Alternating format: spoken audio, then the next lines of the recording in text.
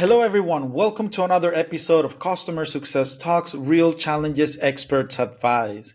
And today's episode is titled How to Build a Customer Success Practice Through Journey Mapping. What does that mean? What is the importance of a customer journey map? Why do we need it? How to build it? Well, that's what we're going to cover today. And for that, we have an amazing guest. And it's sad that we don't have NAF today. I totally agree, but we do have an amazing guest, and it will be a two-way conversation where we will give as much as possible insights, tools, things that you can use on your day-to-day activities as a customer success manager. Now, let's go ahead and introduce our guest so that way we can include him in today's episode. And our guest is no stranger to the world of scaling up startups through customer success. Today's guest is Tarek Slamini. No, right? Slimani. Okay. Well, that's okay. Slimani. Our guest today is Tarek Slimani. And I'm so bad with names, people. I think you figured this out already. Our guest, Tarek, has 10 years of experience in several customer-facing roles, such as frontline, senior, and director of customer success. Isn't that amazing? And also had roles like marketing and sales. So what else can we ask? Tarek has implemented a customer journey map twice in two different organizations with success. And he is the perfect guest for today's episode. Tarek, thank you so much for your time and thank you for being here with us today. Thank you so much for having me, Bayron, and hello to everyone listening out there. Pleasure to be here. Amazing. Yeah, definitely. We're happy to have you here. And like I said, we're going to talk about customer journey. We're going to talk about how to build a customer success practice through customer journey mapping. So let's start with the basic, Tarek. And can you explain what is a customer journey map and what are the benefits for a customer success team to actually have one? Of course. So customer journey mapping in its essence is a holistic map of all the commercial team's activities to help the organization reach their business goals. And it typically involves both marketing, salespeople, and the customer success department, such as ourselves, to figure out how do we take the clients, the customers, and also the users that we have before they even sign up for our product and for our company, which is typically the marketing teams who's taking care of this. Then we have the sales teams who's taking the inbound leads or outbound for that matter through the customer journey and making sure that they have value alignment until the point where they actually close the deals. And that's where we come into the picture in customer success and make sure that they have value through their journey with our product and platforms. So that's the typical customer journey maps that we know out there.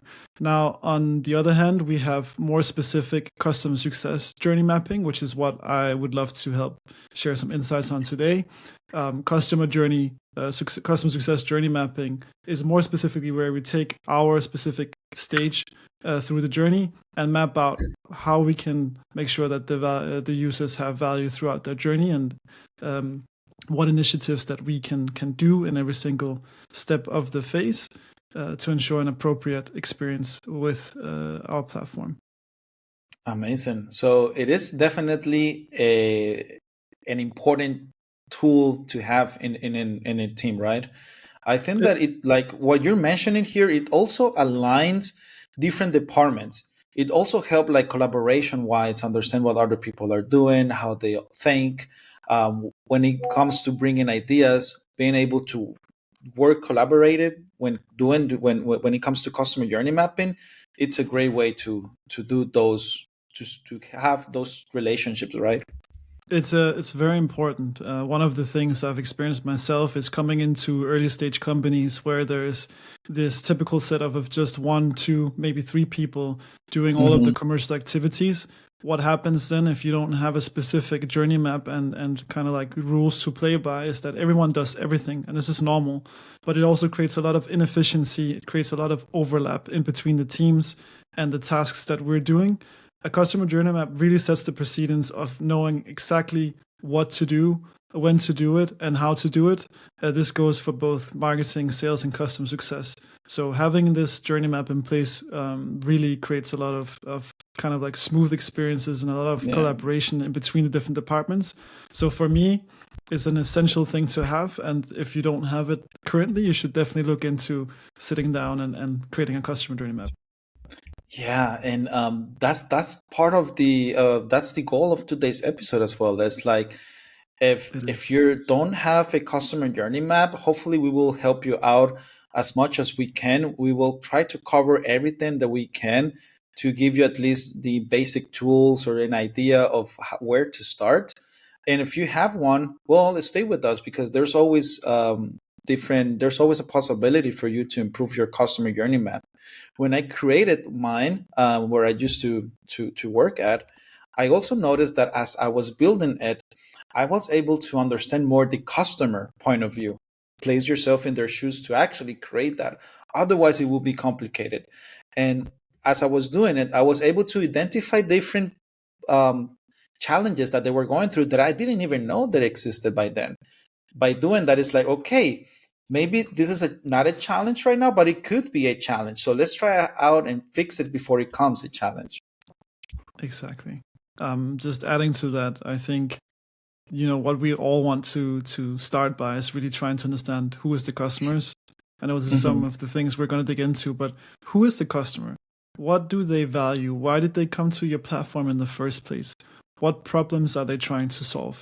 And then if you start there and kind of like reverse engineer your way through the customer journey, you can really put yourself in the customer's shoes, understand where is it that your product is falling short, what are some of the issues that they potentially would have, and then your job as a customer success manager who's also taking care of this journey map is proactively saying, okay, how can I make sure that if I know that every time they reach this specific point in the product, they write to the support team because it's not clear if there's an issue, it's your task to set in an engagement or a touch point with them at that stage. So if you put yourself in the customer's shoes to start with, you're in a good way to be able to start creating your journey map for sure.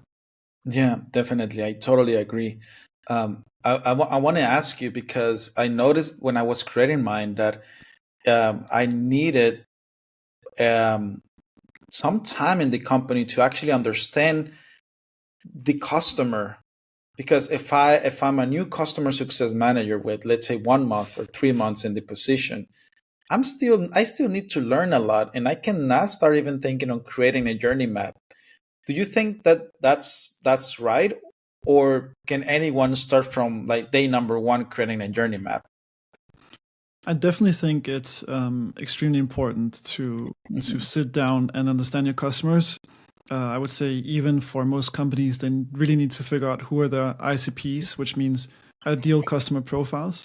Everything Hmm. that we are doing in commercial and is trying to serve those clients. So understanding them is the best way to go.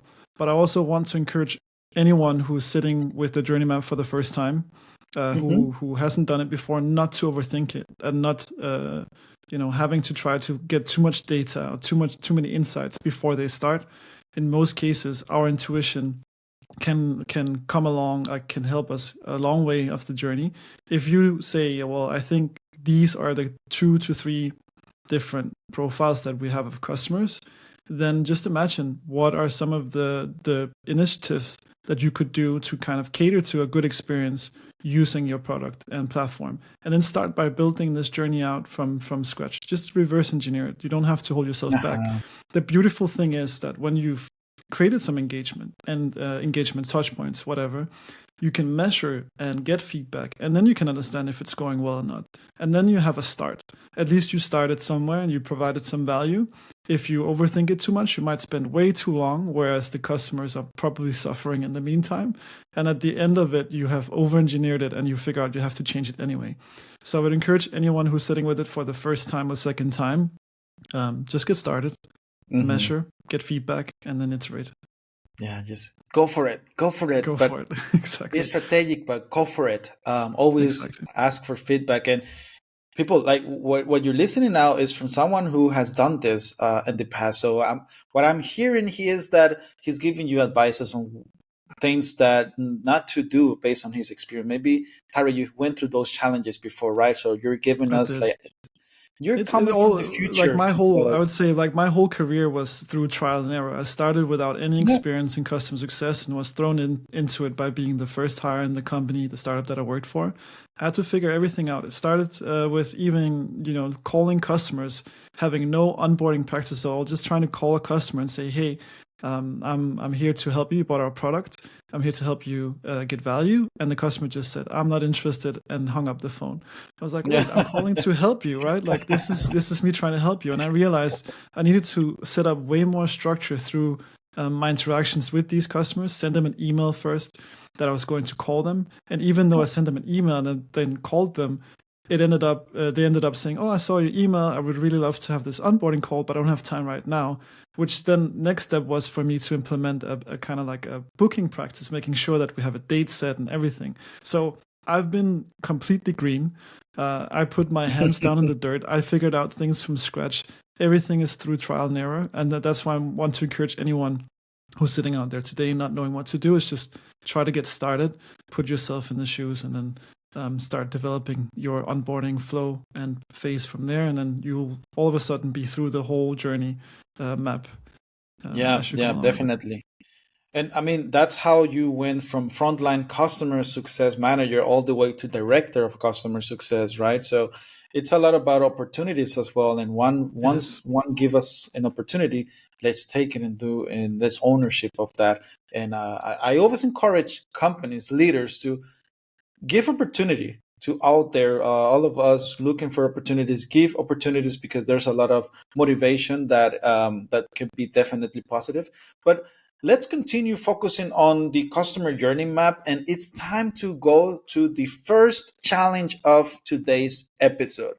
And the first challenge is simple. It's, I think, obvious, but it is indeed a complicated challenge, because if you're doing this for the first time, where to start?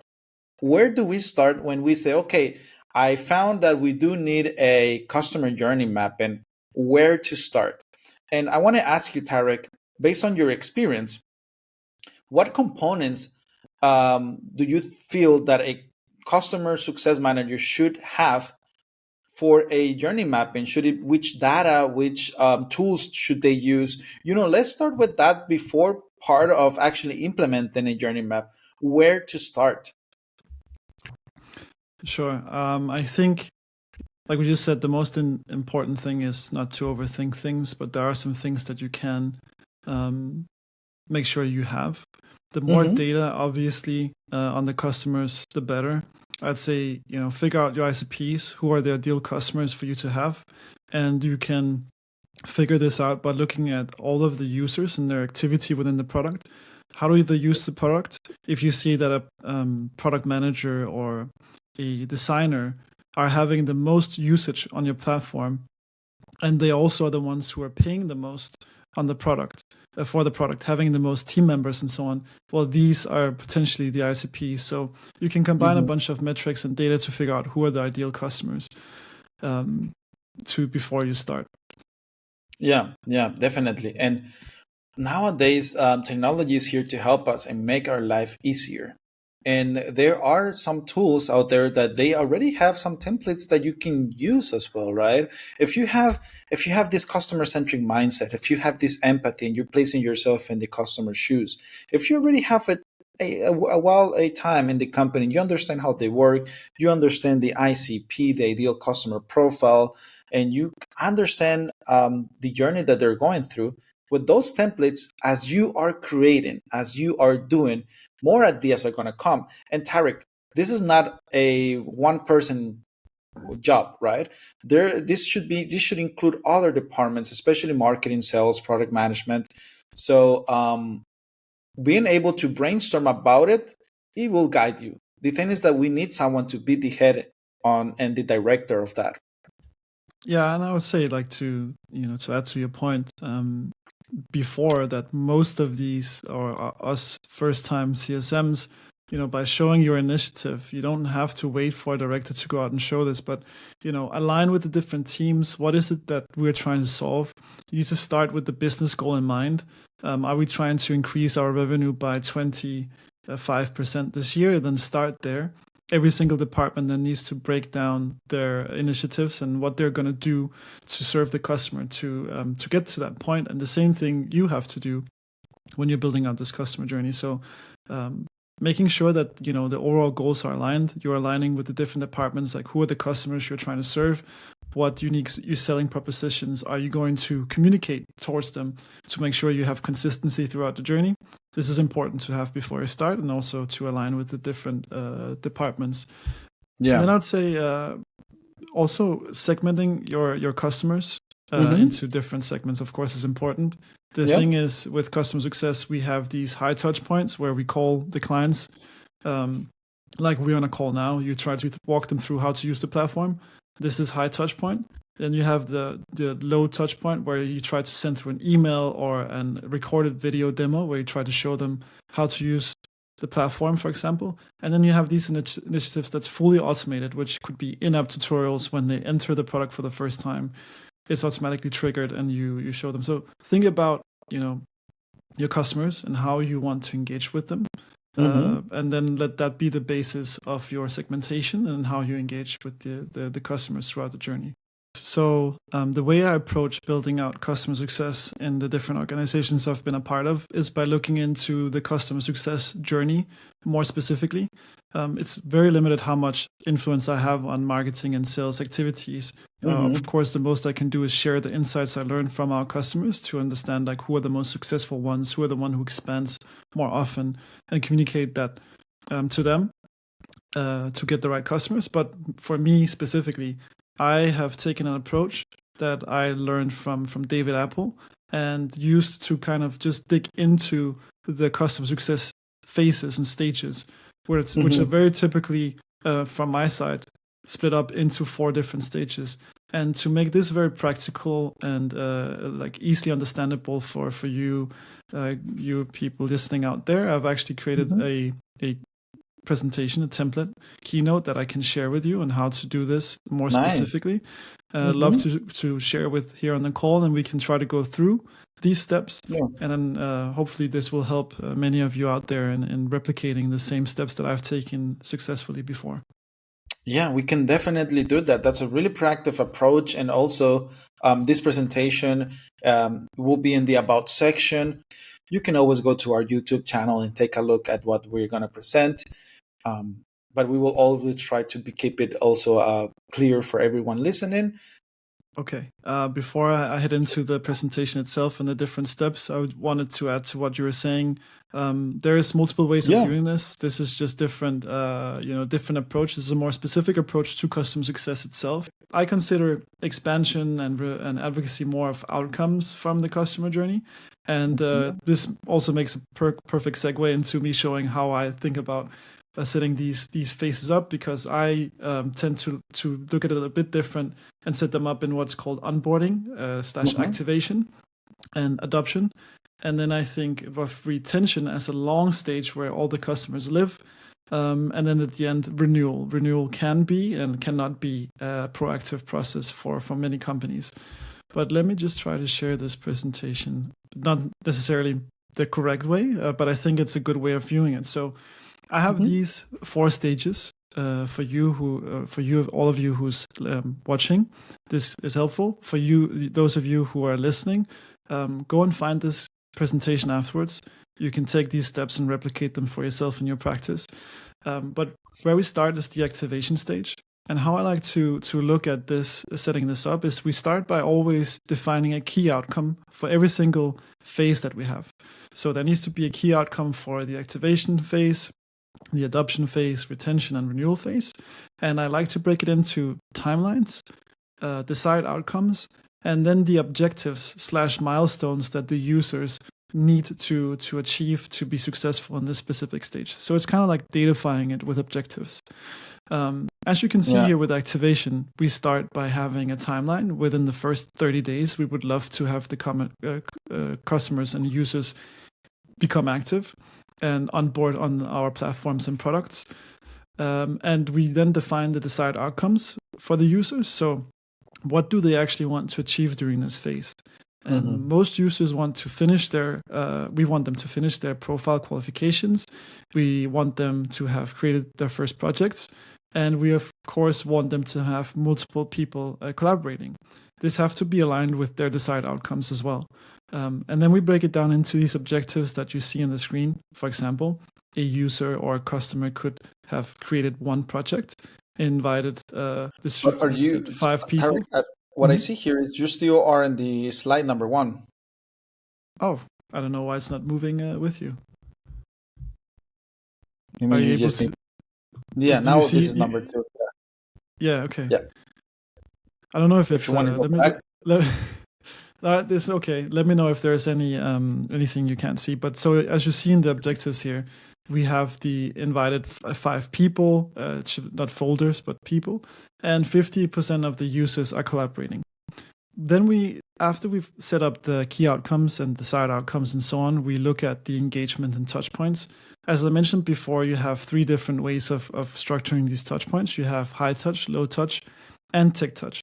The high touch is very demanding, where you're on physical calls. You have low touch, which is a little bit more automated, but still you give an option for them to reply to you and get a response, whereas tech touch is usually fully automated. We can break these engagements / touch points or initiatives into scheduled or behavioral. So you see scheduled are typically the ones where we have an onboarding email sequence or a recorded demo that we send out through emails on a specific time schedule. Whereas behavioral are based on the activity of the user. If a user reaches a limit or if they haven't invited any users to the platform yet, this is a behavioral trigger we can use for an engagement or a touch point.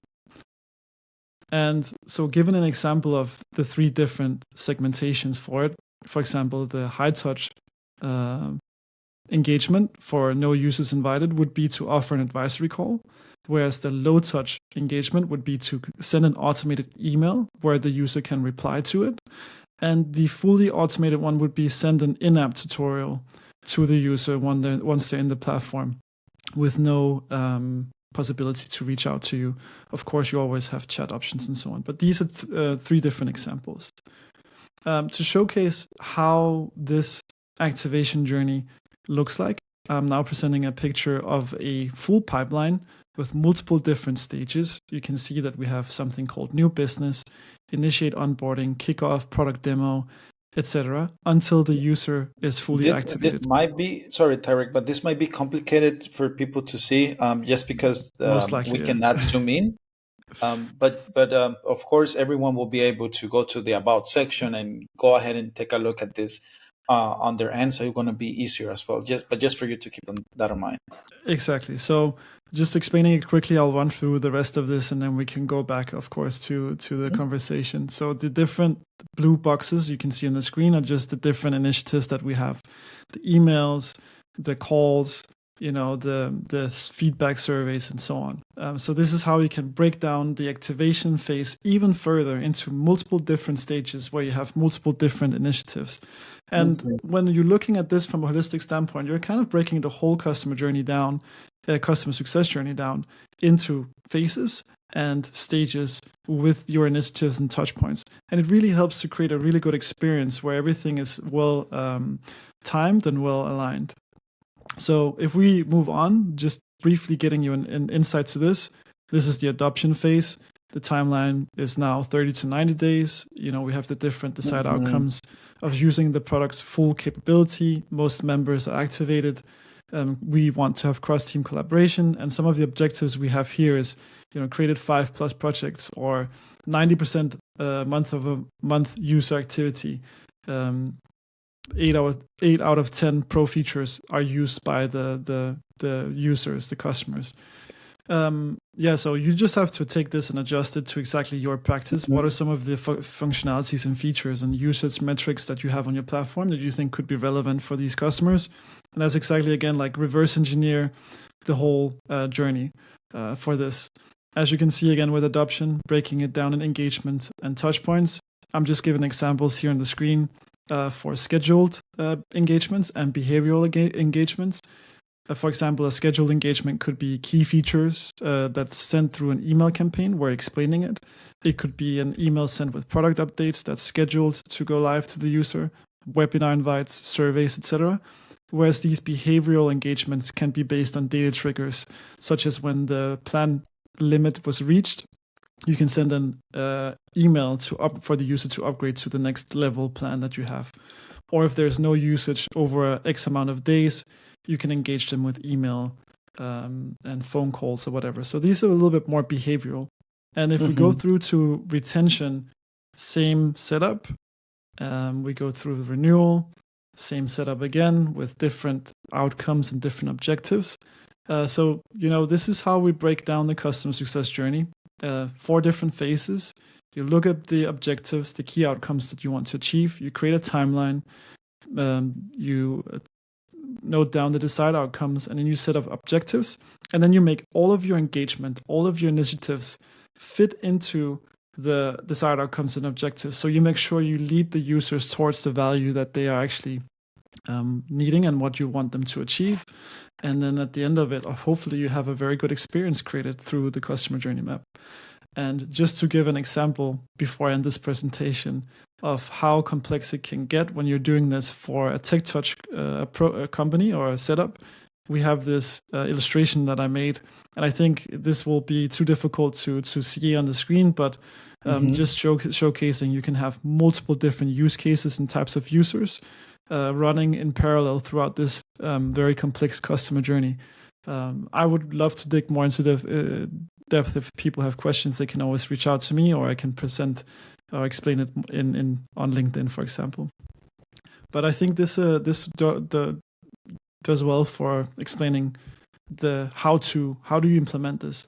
You're taking every single phase, you're breaking it down into different stages, and then you're making sure that your initiatives and engagement you're doing is matching the outcomes of what the user wants to achieve. Yeah, that's amazing. And like Tarek said, if you have any questions, you can also reach out to us. But of course, like if this is a topic where we see that people is really interested in talking about and learning from, and we see that there's a lot of questions coming in, well, we can collaborate and actually go ahead and create something even longer and more visual, maybe like a type of webinar or something that will help you.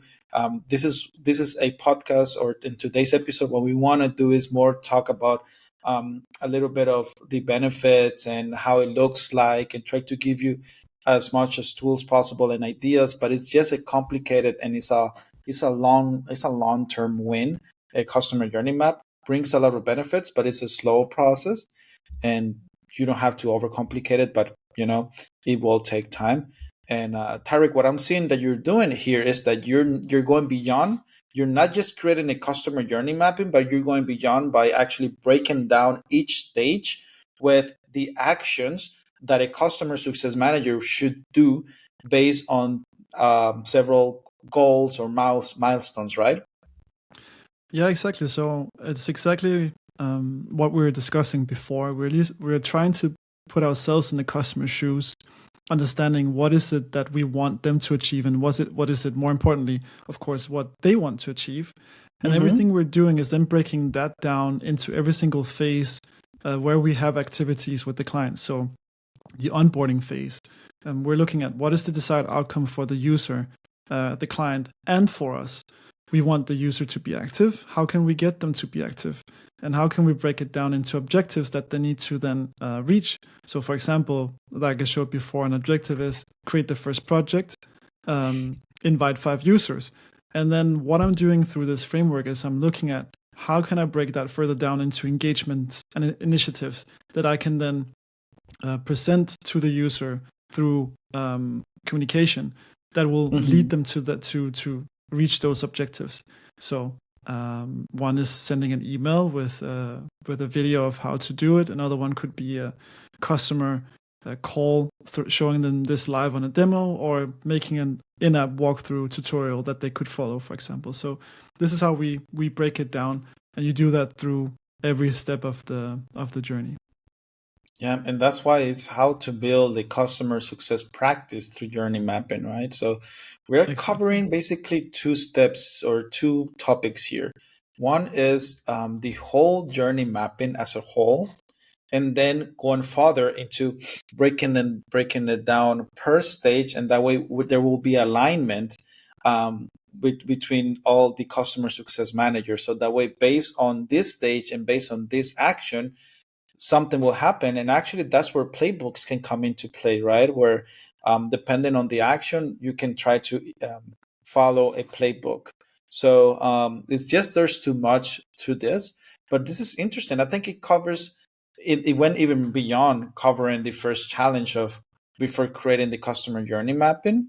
I think that it's now time to go to our second and last challenge of the day. Hmm. Tarek, thank you so much for your screen sharing and creating that for us. The Of second course. challenge is after the creation, and it comes into implementing the um, customer journey mapping. So the challenge when implementing the customer journey mapping a lot of times comes into how to demonstrate to other teams the value of aligning with the map itself to make sure that we have that understanding of the customer success and the journey they're going through. So what recommendations would you give to those who are trying to implement one, but it's hard for the other ones to see the value of it? Hmm. Um, I've been in that scenario before.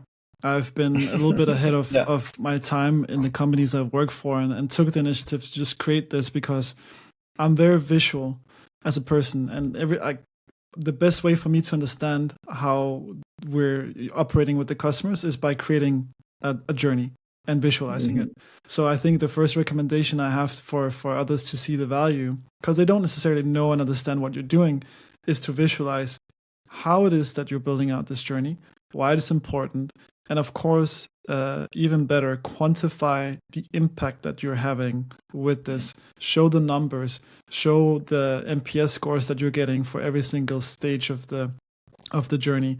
If you have an incredibly high NPS score through onboarding, you can actually showcase to your company that you're doing onboarding really well, and you can kind of Mm, visualize this through the journey as well. So you have also adoption interesting. rate. If you Yeah. take all of the clients that goes from activation stage to the Hmm. adoption stage, and then from the adoption to the retention stage, it's a percentage of clients. And Yeah. so you can visualize this or quantify this in a way where you're saying, well, if 100 you or 75 out of 100 users are going from adoption to retention, well, then you have an adoption rate of 75%. And Hmm. this is a good way of showing the different stages, how, like, what is it that you're doing to have an impact with the clients in the different stages, because customer success sometimes can be a bit difficult to understand. It's just we're doing Yeah. some magic, we're talking to clients, but there's actually a lot of things going on behind the scenes. Yeah. Quantify it, show it to the other teams as well. Some of the things we can take from our findings is also, well, are there any pain points we realize on the Hmm. platforms or in the journey that we're creating, and taking those findings and giving them back to the marketing teams, to the sales teams, to the product teams. And this is also how you can show and quantify an impact. What we're doing, the activities we're doing, all the findings that we're having through the surveys, the NPS, the CSAT, Hmm. we're seeing issues, bugs, and requested features. We need to go and share. So the more Yeah. that you can share, the more you can meet with teams outside of customer success and share your findings and insights, well, the more of an impact you will be showing that you're having through your customer journey with the Yeah. customers. So um, I think as much as possible, and this is the unique position of customer success, we see and hear a lot from the customers. The more we can give those insights back to the other teams, the more empowered we are in our position. For example, marketing teams and sales teams would love to know what clients are more successful on the platform, because they can use them for customer stories, Mm. case studies. The sales team can Yeah. potentially close more deals by focusing on these customers as well. And so there's a lot we're sitting on top. We're sitting on top of a gold mine usually in customer success. Wow. I love that. We are sitting on a gold mine. We are. That's so true. And sometimes we don't even have to dig that much, right? we are just on top of it. We don't see it. And with tools Exactly. like this one, it's one tool to actually find or know that you are sitting on that gold mine. It's amazing. Yeah, I just want to ask, like, what are the key performance indicators or KPIs that we should monitor to indicate that this is a really effective customer journey that we have implemented? Is I'll it try is to. there actually a such way of doing it that way? There is, KPIs is a widely discussed topic all of the time, and I think I don't want to go too much into depth, but I can give a few Mhm. examples of how you can actually measure if your customer success journey is effective or not. And like I just mentioned, it's quite simple. You just break it down into these four stages or phases that you have in the customer journey. Excuse me. Activation or slash onboarding, adoption, retention, and renewal. And if you Mhm. measure again the amount of customers coming in from when the deal is closed till they're activated, this is percentage amount you can look at. So let's say 75 to 90% is successful. You're doing pretty well, in my opinion. 75 is not great. You need to do better, of course, and Mhm. there's multiple ways of then digging deeper into understanding why. But again, very simple metric. Then from activation to adoption, how many percentage of users are going through that journey? If you're seeing a decrease to only 75 or 50% of those users, then you're potentially having a problem during adoption phase, which means you have to put more effort into optimizing this part of the journey by maybe putting more highlight on some specific features that cater a lot of value and so on. And just to finish that specific segment, you can do the same for retention and you can do the same for renewal. How many users are retaining? You can also look at expanding dollars and percentage. And I would say at the end, the renewal, how many of the users that you had through the whole journey for, in most cases, a year or 2 years, how many of them are renewing? What's the renewal win rate that you have with those clients? How much are they decreasing or expanding in dollars during that phase as well? Those are the most easy implementable um, metrics that will give you a visual of how you're performing through the customer journey. And then discussing the all of the other KPIs that could be useful is a whole nother segment. I think we could do a full podcast episode on, but these are specific to the customer journey. Yeah. Of course, churn is Yeah, important, definitely but we can. I think we all know that. Yeah, like you could say, we can do. Definitely, we can even break down this into 2 episodes or 3 episodes, Yeah, focusing really well on each point. But we are trying to do our best with the time that we have, and like I said, if we see that there's a lot of interest, if there's a lot of questions, we'll be super happy to go beyond and create something more to actually make this even clear. But I think that, Tarek, with your explanation, we tackle a lot of points, and at least to give the basics tools and some ideas into what is customer journey map, the importance of it, some components, even go beyond by breaking them down, and how to measure it, and how to show others the value and the importance of this. So I think that we cover a lot of general important challenges and topics here. And with that being said, it's time to wrap up. So I would like to know if there's any last words that you have for that person listening to today's episode. That, sorry, and we know that there's a lot of information, yeah. but we did our best to make it as digestible as possible. Yeah, I want to say don't be afraid of getting started with a customer journey map.